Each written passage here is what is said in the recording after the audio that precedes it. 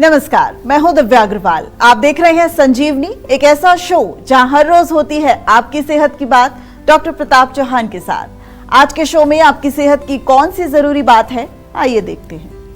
Hypothyroidism है तो केवल बाल ही नहीं, आपकी स्किन भी हो सकती है खराब।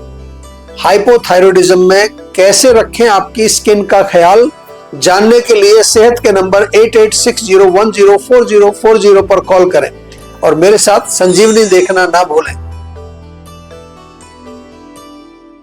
संजीवनी के सभी दर्शक सेहत का नंबर नोट कर ले, जो है 8860104040। डॉक्टर चौहान, आपका बहुत बहुत स्वागत है इस खास कार्यक्रम संजीवनी में। हाइपोथायराइड, इसका स्किन पर क्या कुछ असर पड़ता है? जी देखिए, बहुत अच्छा आपने विषय लिया है। आमतौर पर थायराइड या हाइपोथायराइडिज्म जिसको हम कहते हैं, ये बहुत कॉमन प्रॉब्लम है और इसका प्रभाव केवल हमारे मेटाबॉलिज्म पर ही नहीं पड़ता है। आमतौर पर हम कहते हैं ना कि भाई हाइपोथायराइडिज्म में हमारा मेटाबॉलिज्म वो स्लो हो जाता है, बल्कि त्वचा पर इसका स्पष्ट रूप से जो है एक दिखाई देने लगता है लॉन्ग टर्म में। क्योंकि जब थायराइड हमारा अगर स्वस्थ नहीं है, थायराइड हार्मोन जो कि हमारा ठीक से नहीं बन रहा है, विशेष तौर पर उसमें जो T3 या T4 जो उनकी मात्रा यदि कम हो जाती है तो क्या होगा उससे कि हमारी जो सेलुलर एक्टिविटी है वो धीमी पड़ जाती है। और विशेष तौर पर जो त्वचा की सेल्स हैं उनमें जो एक रीजनरेशन होना चाहिए या उनके अंदर एक जो है मॉइस्चराइजेशन, एक लुब्रिकेशन, वो प्रभावित इससे होता है थायराइड से। तो हाइपोथायराइडिज्म के कारण त्वचा पर जो होने वाले मुख्य हम कहें जो लक्षण, जो आपने पूछे कि क्या क्या लक्षण उसमें होते हैं, तो उसमें क्या लक्षण मिलेंगे। सबसे पहले आपको देखेंगे, अगर त्वचा के ऊपर जो है रूखापन होगा, ड्राइनेस मिलेगा आपको, तो ये सबसे पहली चीज़ मिलेगी। सबसे आम लक्षण तो यही होता है कि उसका मॉइस्चर जो अंदर बनना चाहिए वो नहीं बनता है। थायराइड हार्मोन के जब योगदान उसमें थायराइड हार्मोन के बनने की कमी हो जाएगी तो इससे ये होगा। और उसके साथ साथ जो हमारे सेबेशियस ग्लैंड्स होते हैं, बालों के नीचे जो ग्लैंड्स होते हैं, वो एक्टिव हो जाते हैं। स्किन हमारी रफ हो जाती है, उसमें कई बारी फ्लेक्स आने लगते हैं, थोड़ा सा जैसे स्केल्स बन जाते हैं ना। तो त्वचा पर रूखापन होकर के स्केली त्वचा, एक तो होगी ड्राई स्किन, उसमें मॉइस्चराइजेशन की कमी होगी, दूसरा उसमें स्केल्स बनने शुरू हो जाते हैं। और इसके साथ साथ खास तौर से कोहनी के ऊपर, घुटने के ऊपर, यहाँ पर आपको ज़्यादा तलवों में ज़्यादातर ड्राइनेस आपको मिलेगा। और ठंडी और पीली भी हो जाती है, कोल्ड स्किन और पेल स्किन हो जाती है। मेटाबॉलिज्म जब हमारा स्लो होता है तो ब्लड का फ्लो कम हो जाता है, सर्कुलेशन कम होता है, इससे स्किन थोड़ी सी पीली सी दिखने लग सकती है, ठंडी हो जाती है। और इसके साथ साथ विशेष रूप से हाथ और पैरों में ये दिखने लगता है ज़्यादा। सूजन भी होती है इससे, हमारी त्वचा पर, चेहरे पर सूजन आ जाएगी, आँखों के आसपास आपको स्वेलिंग आ सकती है। और इसका मेन कारण होता है कि टॉक्सिन्स बॉडी में जमा होने लगते हैं। त्वचा का थोड़ा रफ होना, मोटा होना, थिक स्किन बोलते हैं ना जिसको, लॉन्ग टर्म जब आपका पुराना थायराइड का प्रॉब्लम हो गया है तो उसमें त्वचा और बहुत मोटी हो जाती है, हार्ड हो जाती है, आपको महसूस होती है। और इसके अलावा जो वुंड हीलिंग, यानी कि जख्म कोई हो जाए उसका घाव का भरने का जो समय वो भी थोड़ा लंबा होता है, क्योंकि स्किन हमारी रीजनरेट नहीं होती है। तो ये सारे कॉम्प्लिकेशंस थायराइड के कारण हमें स्किन में देखने को मिलते हैं। यदि आपको भी थायराइड है तो आप थोड़ा सा अपनी त्वचा की देखभाल करें, घबराना नहीं है। हम जो ये आपको जानकारी देते हैं, इतनी सारे लक्षण बताते हैं, ये केवल आपको जागरूक करने के लिए, आपको डराने का काम हम नहीं करते, जागरूक करते हैं ताकि समय रहते आप समझ जाएं, संभल जाएं और जीवा से जुड़ जाएं, आयुर्वेद से जुड़ जाएं। तो फिर आपका जो है देखिए त्वचा भी सुंदर रहेगी, रोग को भी हम जो जड़ है उसको भी ठीक करते हैं। थायराइड के बहुत सारे पेशेंट दुनिया भर से हमारे पास आते हैं, उनका उपचार भी हम करते हैं आयुर्वेदिक तरीके से। तो अब देर ना करें और सेहत के नंबर पर फौरन कॉल करें। हमारा सेहत का नंबर है 8860104040। डॉक्टर साहब, हाइपोथायराइड अगर हो गया तो फिर उसके बाद अब डाइट में क्या कुछ शामिल करें और सबसे जरूरी परहेज क्या करें, जिसको लेकर लोग बहुत ज्यादा आश्वस्त नहीं नजर आते? जी देखिए, बहुत अच्छा, मैं बार बार कहता हूँ आपको कि केवल मेडिसिन से बात नहीं बनेगी। हाइपोथायराइडिज्म में डाइट भी, और मैं तो लाइफस्टाइल की भी बात करता हूँ, उसका सही होना बहुत महत्वपूर्ण है, क्योंकि ये हमारे पाचन को प्रभावित करता है, मेटाबॉलिज्म को प्रभावित कर देता है। अगर आप थायराइड के लिए कोई मेडिसिन ले रहे हैं तो केवल उसी से संतुष्ट मत रहिए। मैं बार बार कहता हूँ, चाहे वो कोई भी बीमारी, आपकी गोली खा रहे हैं, सब चीज़ नॉर्मल आ रही है, आप प्रसन्न रहते हो, उतना नहीं। उसके साथ साथ सही आहार, सही पोषण, आपकी दिनचर्या, किस समय आपको सोना है, किस समय उठना है, ये बहुत ज़रूरी है। सारी चीज़ें, इन पर ध्यान देना बहुत आवश्यक होता है। और जो अगर हम देखें कि रोग के जो लक्षण हैं वो बढ़ तो नहीं रहे हैं, उसको देखना है। कहीं सूजन तो नहीं आ रही है, थकान तो नहीं बढ़ गई है शरीर में, आपका वेट गेन तो नहीं हो रहा, हेयर फॉल, त्वचा में रूखापन, ये सब थायराइड के लक्षण हैं। हाइपोथायराइडिज्म के लिए क्या खाएं? सिंपल चीज़ है। सबसे पहले आयोडीन का नाम आपने सुना होगा। आयोडीन रिच फूड्स आपको खाने, कम मात्रा में खाइए, लेकिन आवश्यक अपनी जितनी क्वांटिटी है वो होना चाहिए उसमें विशेष तौर पर तो एक आयोडाइज्ड नमक मिलता है, वो आप सेवन कर सकते हैं। फूड आइटम्स में यहाँ भारत में उतना पॉपुलर नहीं है, सीवीड करके एक चीज़ मिलती है आजकल शहरों में, वो ले लीजिए। या फ्रेश मिल्क प्रोडक्ट्स, दही का सेवन करिए, दूध का सेवन करिए, पनीर का सेवन करिए, उसमें भी मिलेगा आपको। सेलेनियम एक जो है पदार्थ होता है, उसका भी इसमें इम्पोर्टेंस बहुत होता है।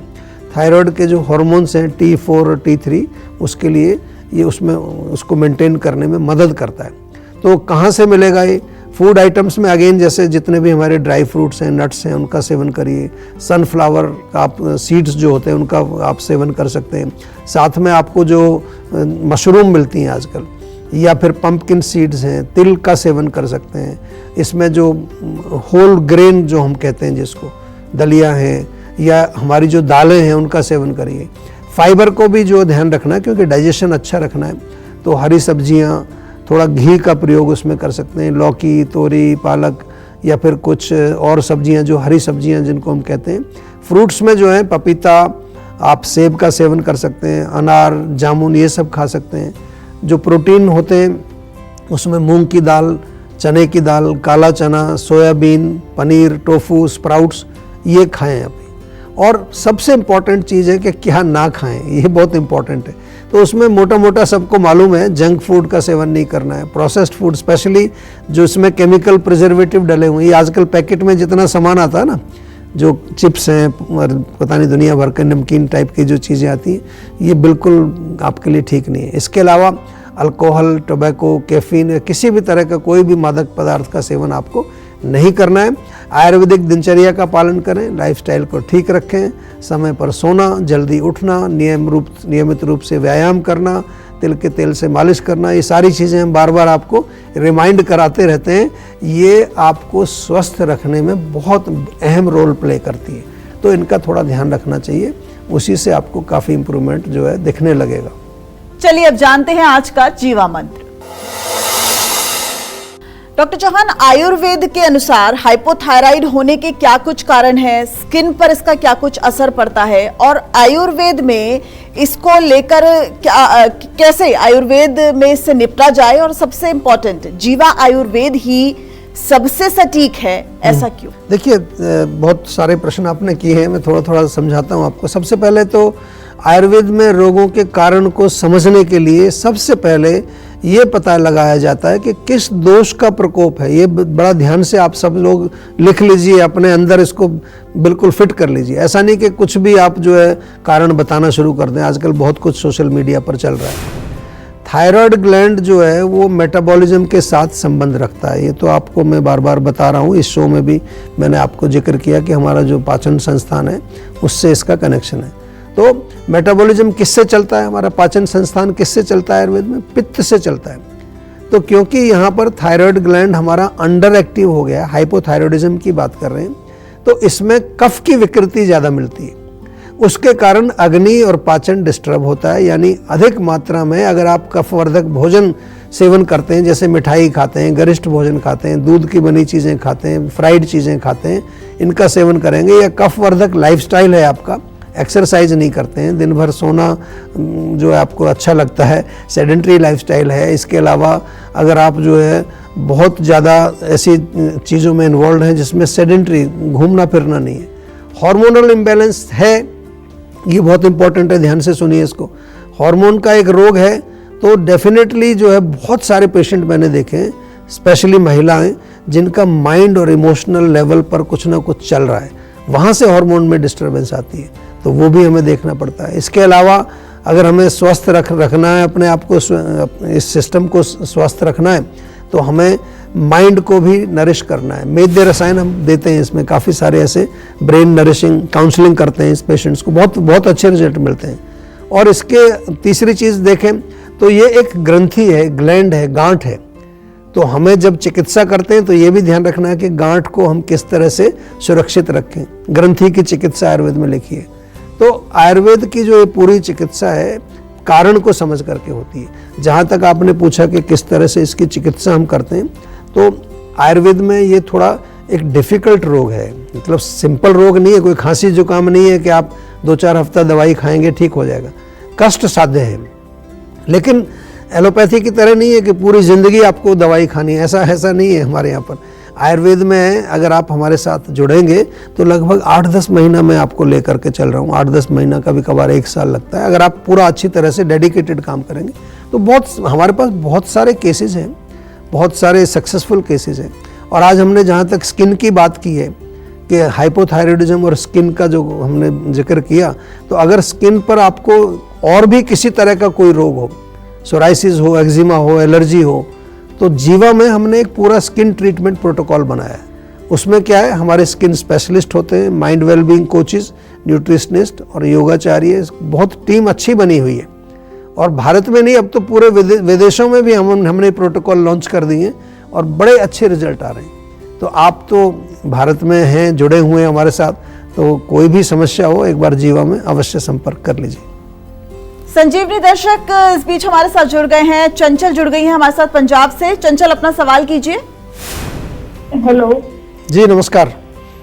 नमस्कार सर, एक्चुअली मेरा कंसर्न ये था कि मुझे प्रेगनेंसी के दौरान थायराइड की बहुत प्रॉब्लम होने लग गई है, जिसकी वजह से मेरा जो वेट है बेबी का वो भी पुट ऑन नहीं हो पा रहा है। जी देखिए, अगर प्रेगनेंसी के दौरान ये समस्या चल रही है आपकी, तो सबसे पहले तो हार्मोन्स को बैलेंस करने के लिए अवश्य आपको कोई ना कोई ट्रीटमेंट आपके गायनेकोलॉजिस्ट ने दिया होगा, लेकिन उससे बात नहीं बनती है। आपने सही फरमाया है कि भाई वो बेबी के ऊपर भी असर पड़ रहा है उसका, तो इसलिए नेचुरल आयुर्वेदिक दवाइयाँ साथ में लेना बहुत ज़रूरी है। क्योंकि प्रेगनेंसी का मामला है तो मैं आपको यहाँ कुछ दवाई, मैं तो वैसे भी दवाइयाँ नहीं बताता हूँ, मैं तो कहता हूँ कि डॉक्टर से कंसल्ट करिए। और चंडीगढ़ में आप रहते हैं, हमारी क्लिनिक है वहाँ पर, एक बार जाइए, डॉक्टर से अच्छी तरह से डिटेल में बातचीत करिए। आपको न केवल थायराइड को कंट्रोल करने के लिए, बल्कि उसके अलावा जो पूरा एक प्रेगनेंसी का एक केयर होता है, वो जीवा में बहुत अच्छे हमने एक प्रोग्राम बनाया है। एक हमारा प्रोग्राम ही है आयुर्बेबी प्रोग्राम, तो अवश्य जो है आप वहाँ जाकर मिलिए और वो आपको प्रॉपर उसका उपचार बताएंगे। मैं आपको केवल इतना ही कहूँगा कि माइंड और इमोशंस को बहुत स्वस्थ रखने की आवश्यकता है, खासतौर से जब आप प्रेगनेंसी में हैं, क्योंकि उसका भी असर बच्चे के ऊपर पड़ता है। टेंशन लेने से सेहत नहीं बनेगी, सेहत बनानी है तो सेहत का नंबर मिलाएं, जो है 8860104040, और डॉक्टर चौहान की टीम के डॉक्टर से बात करके गुड हेल्थ पाएं। क्या घी और शहद एक साथ समान मात्रा में मिलाकर खाना चाहिए, बताएंगे डॉक्टर चौहान। आप देख रहे हैं संजीवनी सेहत की बात डॉक्टर प्रताप चौहान के साथ। हमारे सेहत के नंबर की लाइन 8860104040 खुली हुई है। आप इस नंबर पर कॉल करें और अपनी सेहत की बात करें। चलिए, अब वक्त है सेहत की संजीवनी का। डॉक्टर चौहान, क्या घी और शहद एक साथ समान मात्रा में खाना ये सही तरीका है? देखिए, बड़ा अच्छा प्रश्न आपने किया है, बहुत ही महत्वपूर्ण इसलिए है क्योंकि घी और शहद को अगर हम बराबर की मात्रा में मिला करके सेवन करते हैं तो वो उसका इफ़ेक्ट जो है वो विषैला होता है। वैसे घी और शहद दोनों में अपने अपने बहुत अच्छे गुण हैं, लेकिन आयुर्वेद में हम इसको विरुद्ध आहार में इसको काउंट करते हैं, यानी कि ये दोनों आपस में विशेष रूप से जब इनकी क्वांटिटी बराबर की हो तो वो इनकम्पेटिबल होती है। अगर अनइक्वल क्वांटिटी में मिक्स करते हैं तो वो ले सकते हैं आप, लेकिन बराबर की मात्रा में, यानी कि 5 ग्राम आपने घी लिया, 5 ग्राम शहद लिया, तो वो उसमें फिर ये विरुद्ध आहार के अंतर्गत लिया जाता है और वो क्या करेगा, अंदर जा कर के एक विषैला प्रभाव, टॉक्सिक एक प्रभाव आपके शरीर में देगा। ऐसा नहीं कि आप उसको खा के तुरंत कुछ हो जाएगा आपको, लेकिन आपके डाइजेस्टिव सिस्टम को ये डिस्टर्ब करता है। उसके साथ साथ बॉडी में आम बनेगा तो काम तमाम होगा ही होगा, आपको मालूम है। और इसके अलावा लॉन्ग रन में अगर देखेंगे तो कई प्रकार के कुछ त्वचा के रोग हो जाते हैं या कुछ आपके मेटाबॉलिज्म पर असर पड़ता है। तो इसलिए घी और शहद को कभी भी बराबर मात्रा में हमको मिक्स करके नहीं खाना चाहिए। सेहत से जुड़ी इतनी मूल्यवान जानकारी और सुझाव देने के लिए डॉक्टर साहब आपका बहुत बहुत शुक्रिया। सेहत बनानी है तो सेहत का नंबर मिलाएं और अपनी कॉल रजिस्टर कराएं। जीवा सेहत का नंबर है 8860104040। अगर सेहत से जुड़े आपके सवाल हैं तो आप ईमेल कर सकते हैं। जीवा की ईमेल आईडी है info@jiva.com। आप फेसबुक के जरिए भी जीवा से जुड़ सकते हैं। जीवा की फेसबुक आईडी है www.facebook.com/जीवा आयुर्वेदा। और YouTube पर जीवा शोज देखना बिल्कुल न भूलें। और आज ही जीवा का YouTube चैनल सब्सक्राइब करें जो है www.youtube.com/जीवा आयुर्वेदा। सेहतमंद रहने के लिए आयुर्वेद से जुड़ना, अच्छा खाना, अच्छा सोचना और हर रोज संजीवनी देखना बहुत जरूरी है। कल फिर होगी सेहत की बात डॉक्टर चौहान के साथ। नमस्कार।